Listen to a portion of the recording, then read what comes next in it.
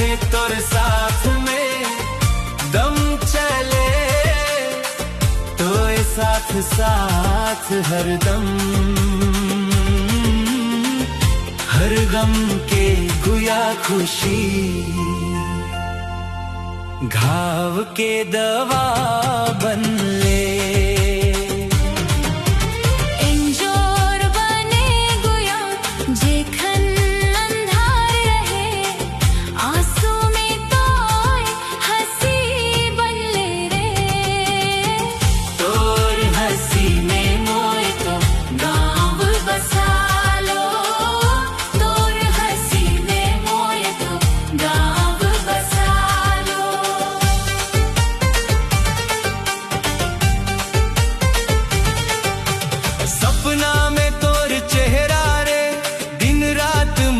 भाए तोर बिनाए गुया मोर मन कहीं न समाए, सुख दुख के हर डगरिया में तोय हाथ धर ले रे, टूटल मोर आस के दिया के फिर से जर ले रे।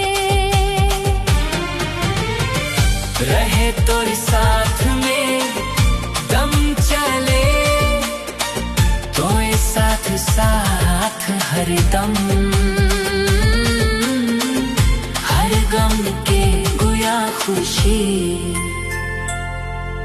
घाव के दवा बन ले।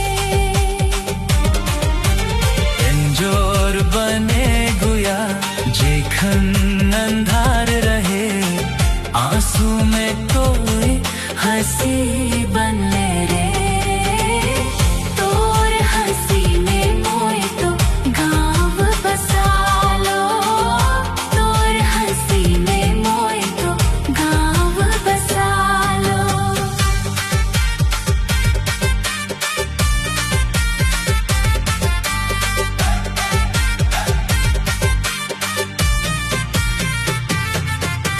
चांदनी रतिया में तोर बात मन के बहलाए, प्रीत के रंग में रंगा के मोर जिंदगी मुस्काए,